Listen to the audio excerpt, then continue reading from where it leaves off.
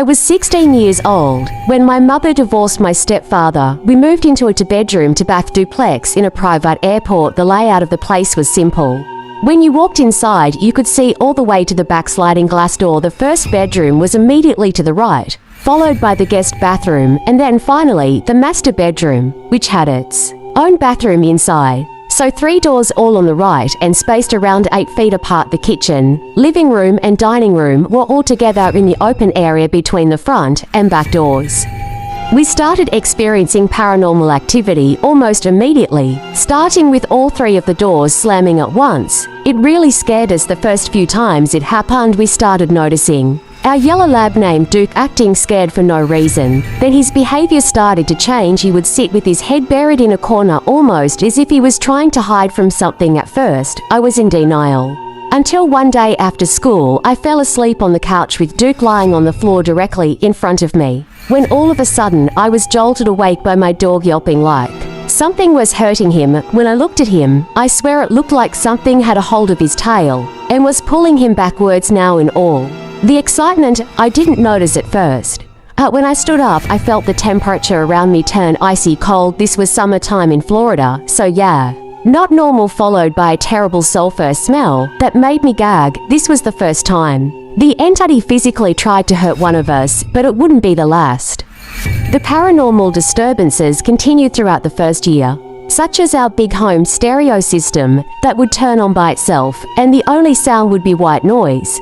And if you listen closely, sounded like people screaming in pain, millions of people screaming in pain. I already had been feeling whatever this was something evil, so I started doing some research on the house, and I found that the owner of the air park had a son who was connected to a few people's deaths in the past, but was never charged since no evidence was found. I also found out that he and 3 of his friends lived in this house until his friends' untimely deaths. The autopsy reports stated that all 3 men died of a drug overdose, which doesn't seem very strange until I found out that none of the 3 men had a history of heavy drug use. That's when I started to realize that these people had to have been drugged without knowing. After digging into the deaths that were linked to this guy in the past, I found out that these deaths were also drug overdoses. The paranormal activity started getting progressively worse after learning this information, but if only I knew that it was about to get a lot worse.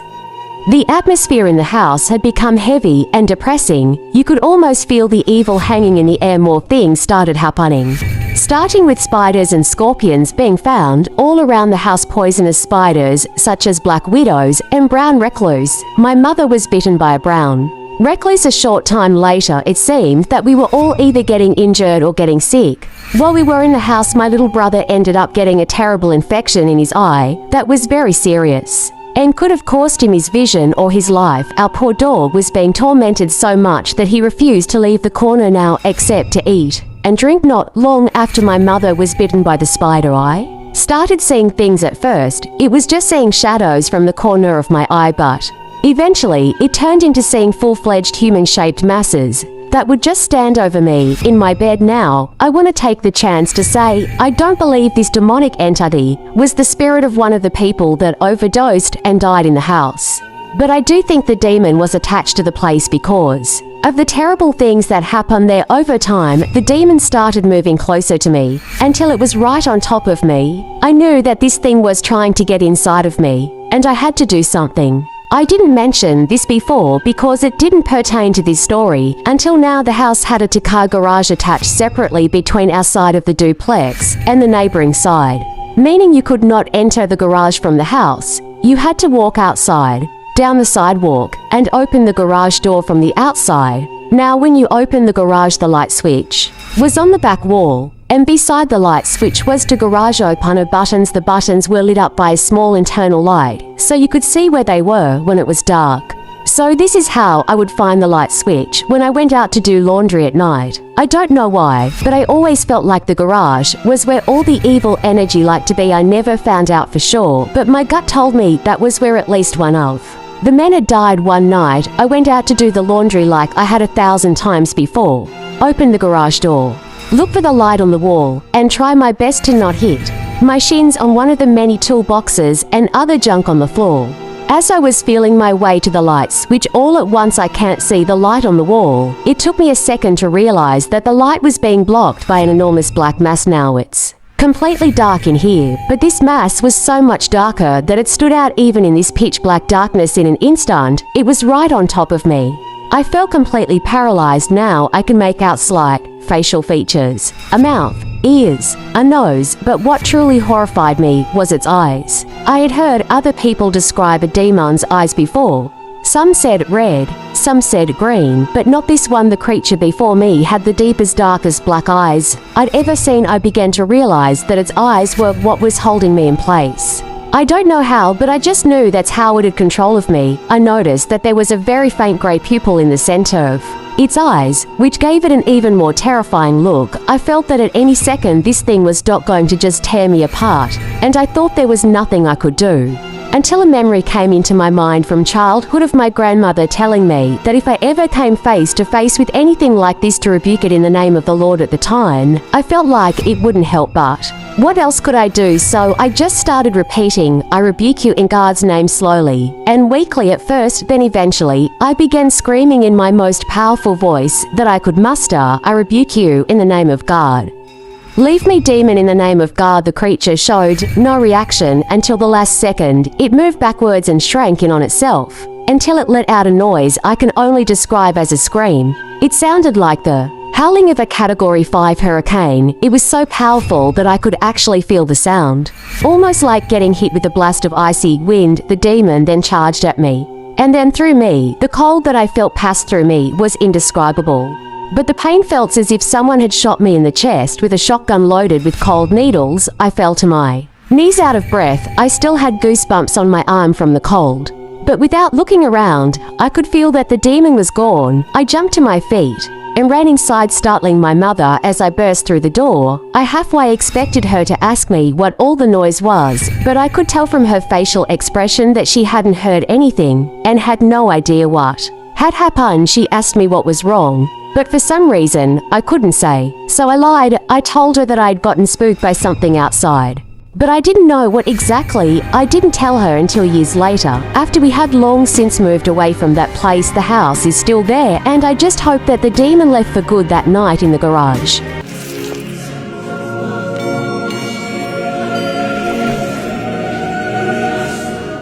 My name is David, and I'm 20 years old, growing up in a small, quiet town in the southern United States.